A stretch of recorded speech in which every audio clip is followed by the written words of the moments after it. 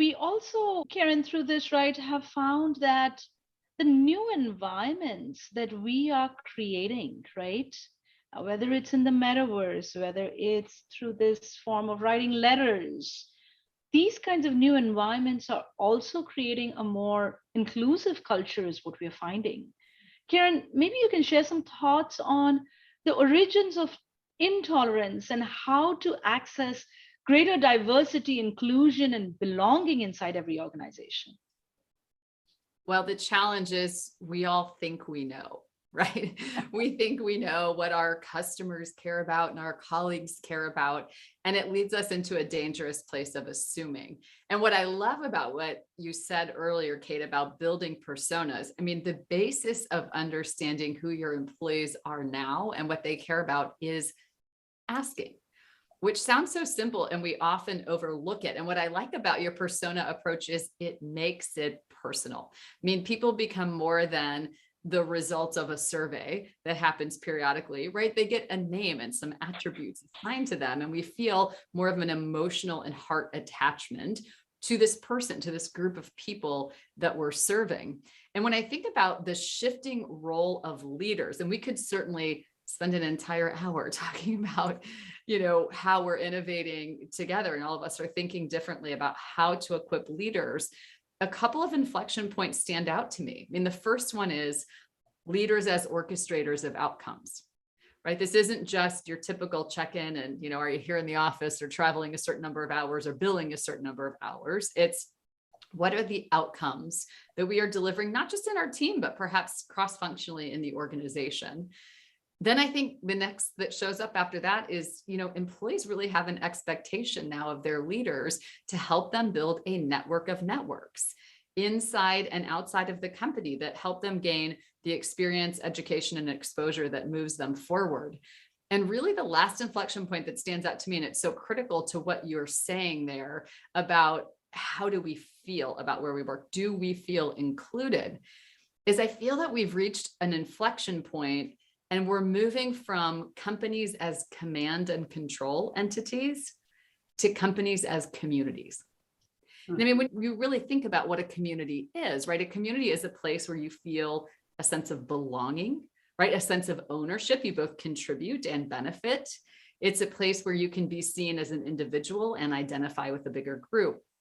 All of that to say, if we're going to be orchestrators of outcomes and build networks of networks and have companies as communities, we need a different set of leadership skills, right? I mean, we're really being asked to leverage some skills that perhaps we might not have been expected or trained to use in the past in order to be successful.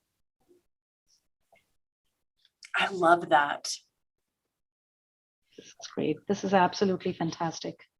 I had someone say to me, it's a phrase, and I would be curious, it might resonate with both of you.